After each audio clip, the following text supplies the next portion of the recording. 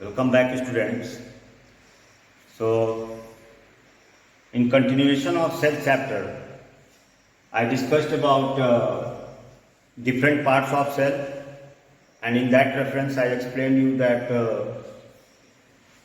the different parts of cell consist of plasma membrane, cytoplasm, nucleus, and in case of plants, fungi and bacteria, cell wall is an additional layer, additional boundary, separating boundary found in plant cell, bacterial cell and fungi.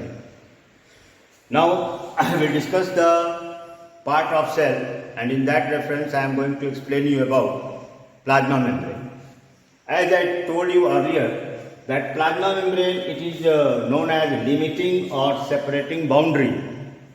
Limiting or separating boundary means it is acting like a wall, like a guard, which separates the living matter of the cell or the material which are present inside the cell. They are separated from non-living environment by means of this separating boundary, which we call it as plasma membrane. Now plasma membrane, its chemical composition, that what are the major chemicals which are making plasma membrane. So generally students, it is chemically estimated that plasma membrane is basically made up of about 70% of phospholipids. Phospholipids are the major chemical component of plasma membrane. So 70% of plasma membrane, it is composed of phospholipids.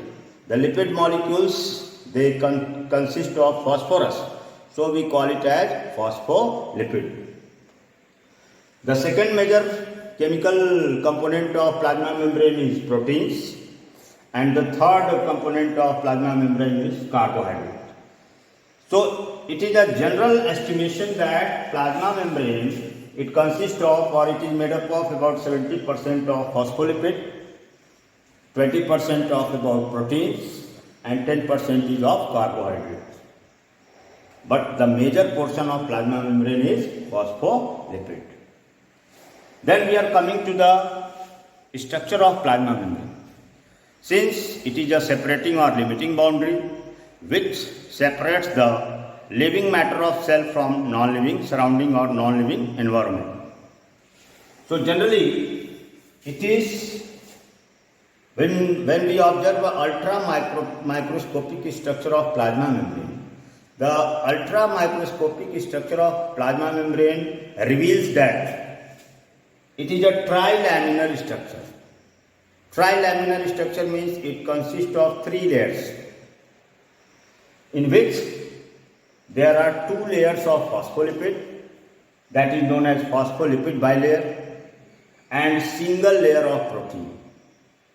So total it is coming three layers, two layers of phospholipid and single layer of protein. So collectively it is a trilaminar structure. Plasma membrane is a trilaminar structure which consists of phospholipid bilayer and single layer of protein. But this structure of plasma membrane, it was analyzed by different biologists, or you can say different cytologists. Cytology, you know that study of cell is known as cytology. So when structure of plasma membrane was studied by different cytologists, so different cytologists, they proposed different models to explain the structure of plasma membrane. And overall there are three major models given by different cytologists to explain the structure of plasma membrane, and these three important models are here. You can see model of plasma membrane structure. The first model, that is called unit membrane model. Second one is called sandwich model, and third one is called fluid mosaic model. So there are three important models proposed by different biologists or cytologists to explain the structure of plasma membrane. The first one is unit membrane model, that was given by Robertson. Second one was the sandwich model, it was given by Daniel and Davison. And third model that is fluid mosaic model. It was given by Singer and Nicholson. Singer and Nicholson. These are the three important models given by these three important biologists or psychologists. Unit membrane model. Robertson explained that plasma membrane, according to unit membrane model, the structure of plasma membrane is a trilaminar structure in which there are phospholipid bilayer and single layer of protein.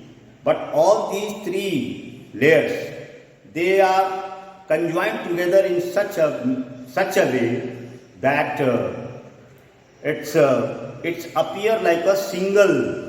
Unit means single. It appears like a single layer. But ultramicroscopic structure reveals that it is a trilaminar structure, but all these means bilayer of phospholipid and single layer of protein are fixed or joined together in such a way that they appear as a single unit. That's why it is known as unit membrane model. And it was also estimated that its thickness of plasma membrane, that ranges between 70 angstrom to 100 angstrom. That was explained by Robertson. But Robertson, he failed to explain that how materials are transported across plasma membrane. How the materials from external surrounding enters inside the cell or it goes outside the cell. So his model was not accepted, it was discarded. Now the second model of plasma membrane, it is known as sandwich model, which was given by Daniel and Davison. They also explained that plasma membrane is a trilaminar structure. But the phospholipid bilayer, if you have eaten sandwich which is made up of bread, so you can see a sandwich that one layer of sandwich consists of one bread and the second one is on lower side, and in between these two bread we put eating items. So Daniel and Davison explained that plasma membrane is a trilaminar structure in which there is two layers of phospholipid and proteins are packed inside these two layers of phospholipid. And they also estimated that the thickness of plasma membrane, it also ranges between 70 angstrom or 100 angstrom to 120 angstrom.